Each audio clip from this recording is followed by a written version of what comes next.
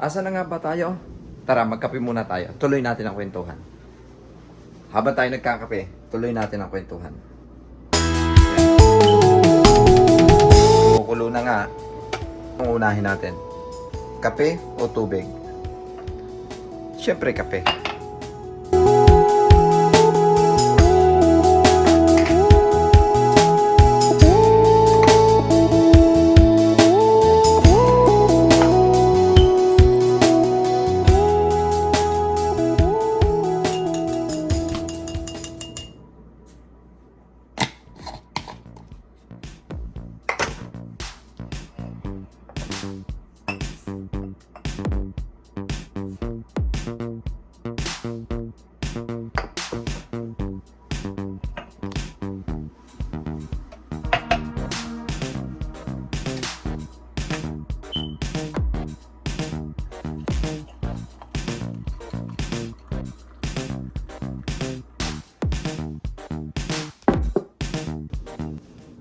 Kape tayo. Bago ang lahat guys, gusto kong magpasalamat sa nadagdag ng subscriber natin. Nadagdagan tayo ng subscriber. Tuwa ako talaga. Alam nyo guys, nadagdagan tayo ng 6 na subscriber. Maliit na bagay, pero ang laking bagay para sa akin. Kung sino man po kayo, salamat po sa pag-subscribe sa ating channel. Tuwan-tuwa talaga ako. Sabi ko nung ini-scroll ko yung YouTube studio at 12 subscriber, naging 19 subscriber. Wow! Thank you po. Thank you so much. Marami pong salamat. Tuloy na natin ang video natin. Pagkwentuhan natin ngayong araw na to, sa video ito, ang trabaho ko dito sa Las Vegas. Guys, ang trabaho ko dito sa Las Vegas, dealer ako sa casino. Yung mga nagbabaraha, nagba-blackjack, nag-roulette, paigaw, at 3-card poker, baccarat, yan. Saka ano po ba yung mga iba pang mga laro sa casino? Meron pang Let It Ride, Texas Hold'em, craps, and ano pa bang mga laro? Yun, basta yung mga card game.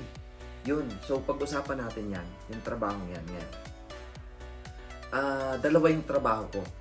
So kapag ka may double ako, 8 hours dun sa isa, 8 hours din naman dun sa isa. So sa isang araw, kung may double job ako, umaabot ako ng 16 hours ang trabaho. Pagod na pagod ang katawan ko guys. Pagod na pagod ang katawan ko. Grabe. So kahit na pagod, kakayanin mo kasi marami kang bayaran. Bayaran ng bahay, bayaran mo ng kotse, bayaran mo ng insurance, bayaran mo ng cellphone, ano pa ba? Bayaran mo ng utang na kung ano-ano. Ayun. So, makwento ko lang. Dito kasi sa Las Vegas, pinapayagan kang mag-double job. Okay? So, yun na nga. Tayo nga, double job tayo. Ayun. And, ano ba to? Nakwento ko yung trabaho ko at pag-usapan natin yun.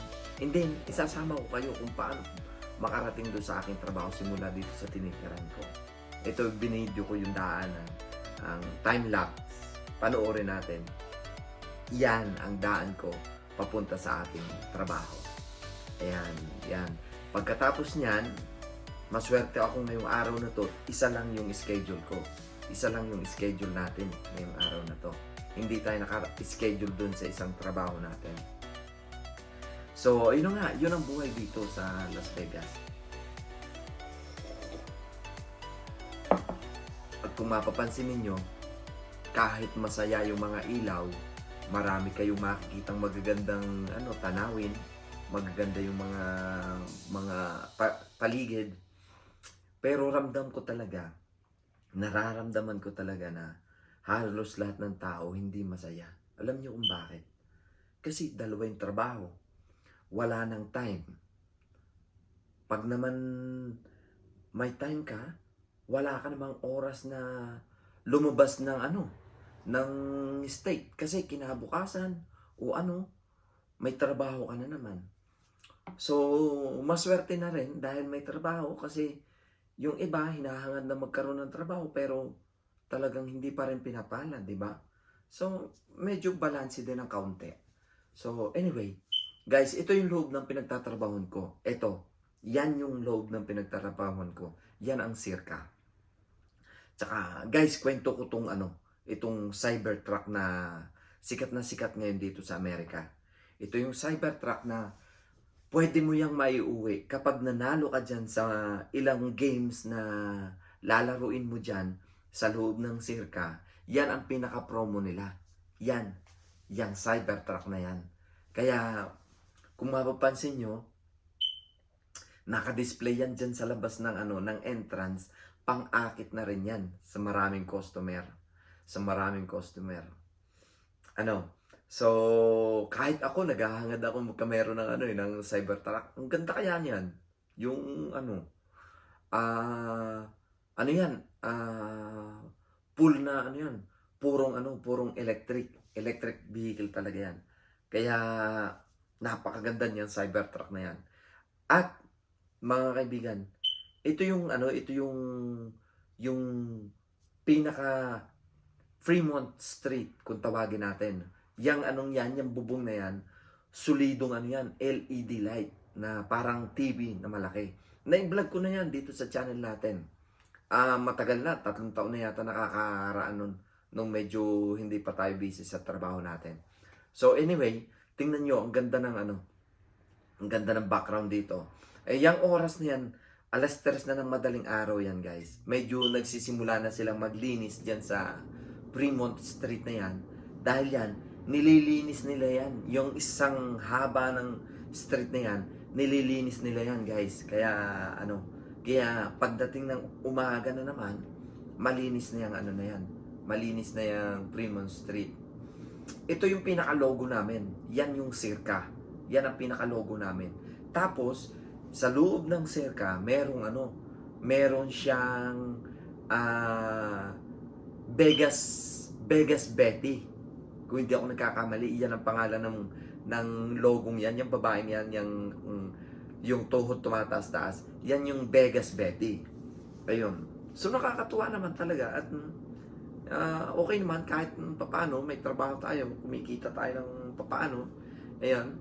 Tapos, ito naman yung pauwi natin. Ito yung natin. Ito yung pinakagrahe natin. Nasa 4th floor tayo. Yung 4th floor na yan, dyan tayo nagpa-parking. Yung mga empleyado. So, bababa tayo. Ayan. Tapos, ito namang makikita nyo ito naman yung Las Vegas Boulevard. Ito yung Las Vegas Boulevard yan. Yan dinadaanan natin yan.